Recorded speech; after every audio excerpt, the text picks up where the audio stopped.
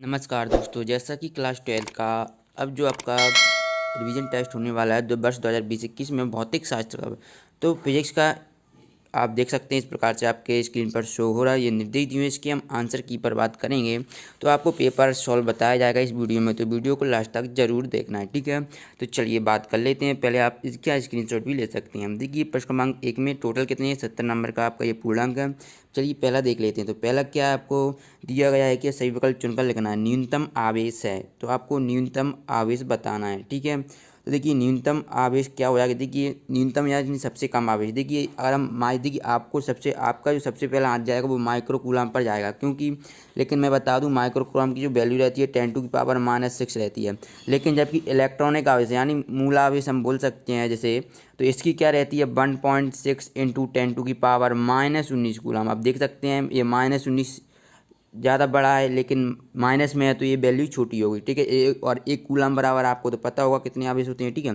तो जो इसका करेक्ट आंसर हो जाएगा वो डी वाला है, इलेक्ट्रॉनिक आवेश, ठीक है। चलिए नेक्स्ट देख लेते हैं। धातु का परावैद्युतांक होता है, तो सभी लोगों को पता होगा धातु का परावैद्युतांक अनंत होता है। एक गोली चालक की धारिता का सूत्र लिखना है, तो क्या होता है C बराबर होता है 4πε0 R कैपिटल R, ठीक है। चलिए इसके बाद नेक्स्ट देख लेते हैं। विद्युत धारिता का ऐसा ही मात्रक होता है, तो विद्युत धारिता का क्या होता है फैराड होता है, यहाँ पर फैराड लिखा है, ठीक है। विद्युत धारिता का ऐसा ही मात्रक, ठीक है। चलिए इसके बाद नेक्स्ट देख लेते हैं। तो नेक्स्ट दिया हुआ कि एक तार को खींचकर उसकी लंबाई दोगुनी करने पर उसका प्रतिरोध हो जाता है। तो जब इसकी जो लंबाई हम दोगुनी कर देंगे, जो उसका प्रतिरोध है वो क्या 4 गुना हो जाएगा। तो इसका करेक्ट आंसर आएगा 4 गुना। चलिए नेक्स्ट प्रश्न क्रमांक 2 पर बात कर लेते हैं। तो पहला है कि मीटर सेतु के सिद्धांत पर आधारित है। तो सभी लोगों को पता होगा मीटर सेतु बीट स्टोन सेतु के सिद्धांत पर आधारित है, ठीक है। चलिए इसके बाद नेक्स्ट देख लेते हैं। आपको बताना है BHI में संबंध, ठीक है। तो आपको सभी लोगों को पता होगा BHI में, तो ये B की जगह अगर V होता तो संबंध अलग होता, तो ये संबंध क्या हो जाता आपका, ये हो जाता I²। चलिए तो ये आपका जो संबंध होता अगर यहाँ पर V होता तो ये क्या हो जाता आपका H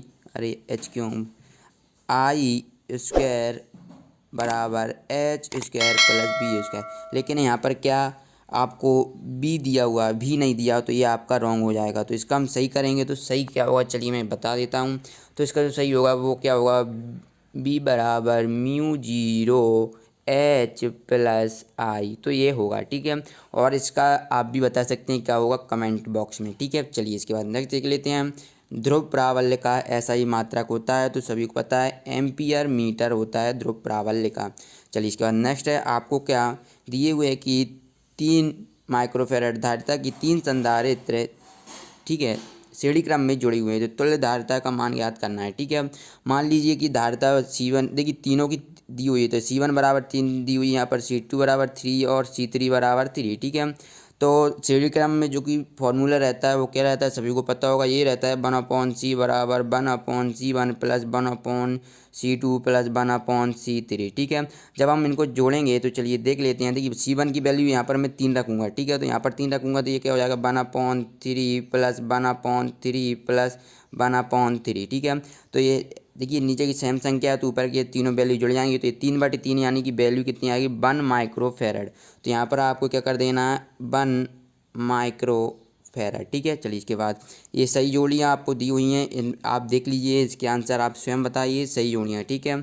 चलिए इसके बाद ये पेपर आप जरूर देख लीजिएगा पूरा, ये बहुत ही सिंपल पेपर है। क्वेश्चन आंसर अगर चाहिए तो आप कमेंट बॉक्स में बता सकते हैं हमें, ठीक है। वीडियो को लाइक जरूर कर दीजिए और चैनल को सब्सक्राइब कर लीजिए। चलिए एक मैं आपको ये बता देता हूँ एक शब्द में, एक आदर्श वोल्ट मीटर का प्रतिरोध होता है, तो हमें आदर्श वोल्ट मीटर पूछ रहा है, ठीक है।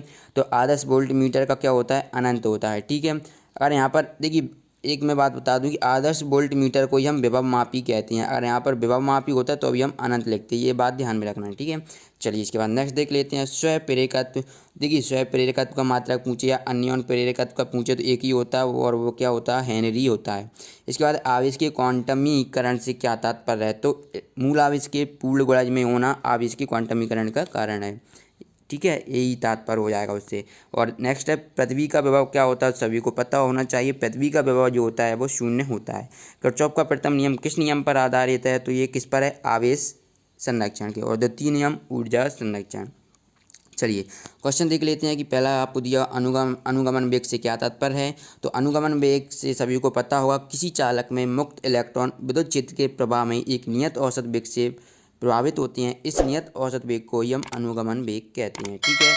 और उसके बाद प्रश्न क्रमांक 6 में इसके लिख कर भी आपको प्रोवाइड करा दूंगा नेक्स्ट वीडियो में। आप इसमें तो आपने के क्वेश्चंस देख लीजिए, पहले आप स्वयं लिख कर देखिए कितना आपको आ रहा है, ठीक है, फिर आपको फुल सॉल्यूशन भी मिल जाएगा। प्रश्न क्रमांक 6 विद्युत विभव कैसी राशि है, इसका ऐसा ही मात्रक बिंबी सूत्र लिखना है। तो विद्युत विभव एक कैसी आदिश राशि है, इसका मात्रक वोल्ट होता है। और विद्युत विभव आपको बस इतना ही कुछ लिखना है, इसकी डेफिनेशन तो आपको बोला ही नहीं है। धारिता का मात्रक तथा बिंबी सूत्र लिखना है। तो धारिता का फेरड होता है, जो कि अभी ऑब्जेक्टिव में मैंने बताया था।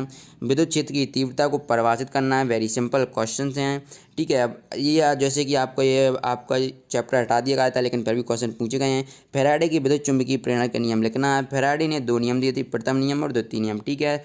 तो वो भी आपने अच्छी तरह से कर लीजिएगा।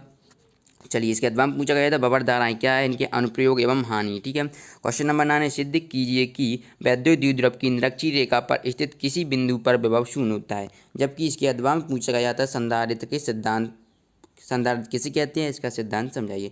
अनुगमन वेग एवं धारा में आपको संबंध स्थापित करना। वेरी वेरी इंपॉर्टेंट क्वेश्चन है वर्ष 2021 के लिए, बोर्ड एग्जाम, ठीक है, बोर्ड एग्जाम के लिए। इसके बाद किरचॉफ के नियम को लिखना है आपको। क्वेश्चन नंबर 11 है विभव मापी तथा वोल्टमीटर, विभव मापी वोल्टमीटर से किस प्रकार श्रेष्ठ है। विभव मापी का सिद्धांत आपको समझाना है। स्वप्रेरण एवं अन्योन प्रेरणा में अंतर लिखना है। वाटहीन धारा क्या है, चौकुंडली में बहने वाली धारा वाटहीन क्यों होती है। इसके बाद नेक्स्ट जो आपको ये सिद्ध करना है, ठीक है, और ये आपका न्यूमेरिकल है। चलिए इसके बाद प्रश्न क्रमांक 14 आप देख सकते हैं, जैसा कि यहाँ पर पार्थिव चुंबकत्व के लिए नियमन कोण थीटा, क्षैतिज कोण एच तथा बी हो, तो आपको इसके बारे में बताना है। इसके बाद ये न्यूमेरिकल इसका, और इसके 15वां आपको अपचाई और उपचाई ट्रांसफार्मर में अंतर लिखना है। वांडी ग्राफ जनित्र की रचना एवं कार्यविधि को समझाना है। लेकिन इसके बाद बहुत ही सिंपल क्वेश्चन आया, गॉस की प्रमेय लिखना है तथा सिद्ध करना है, ठीक है। चलिए इसके बाद नेक्स्ट देख लेते हैं। वैद्युत द्विध्रुव के अक्ष पर स्थित किसी बिंदु पर विद्युत क्षेत्र की तीव्रता का व्यंजक ज्ञात करना है। और इसके अथवा में आया था 3 संधारित्र जिनमें प्रत्येक धारिता 4 माइक्रोफेरेड है, किस प्रकार जोड़ने की तुल्य प्रतिरोध 6 माइक्रोफेरेड हो। तो आपको इसमें क्या 3 संधारित्र दिए हुए हैं, प्रत्येक की धारिता आपको यानी कि C1 बराबर भी 4 है, C2 बराबर भी 4 है और C3 बराबर भी 4 है, ठीक है। अब हमें क्या करना है कि इनको जोड़कर हमें क्या तुल्य धारिता किसी, या तो आप श्रेणी क्रम करें, संयोग समांतर क्रम करें, कुछ भी करें, किस प्रकार जोड़ने की तुल्य धारिता, हमें तुल्य धारिता से मतलब है उनका टोटल क्या आना चाहिए, 6 माइक्रोफेरेड आना चाहिए, ठीक है। आप ये वैसे ही आप ये करना जरूर, क्योंकि वैसे आप सभी लोग ये इसका ऊपर वाला करेंगे विद्युत क्षेत्र की तीव्रता, लेकिन आपकी बोर्ड परीक्षा जो कि फाइनल एग्जाम के लिए इंपॉर्टेंट है, तो आप वो ये भी कर देखना। नहीं आए तो आप बता दी कमेंट बॉक्स में, हम बता देंगे आपको। इसके बाद है नेक्स्ट ट्रांसफार्मर का वर्णन निम्नलिखित शीर्षकों के अंतर्गत करना है आपको। पहला है नामांकित चित्र बनाना है। दूसरा सिद्धांत, किस सिद्धांत पर कार्य करता है ट्रांसफार्मर, और ट्रांसफार्मर में ऊर्जा का क्षय किस प्रकार होता है ये भी बताना है। इसके जवाब में आए तो LCR परिपथ को आपको बताना है, वो भी निम्न बिंदुओं पर परिणामी वोल्टेज तथा धारा की मतकालांतर और परिपथ की प्रतिबाधा। तो इस प्रकार से क्वेश्चन पेपर था फिजिक्स का। आई होप कि आपकी वीडियो पसंद आई होगी। वीडियो को लाइक करें, चैनल को सब्सक्राइब करें और बेल आइकन का बटन प्रेस करें। मिलते हैं नेक्स्ट वीडियो में, धन्यवाद।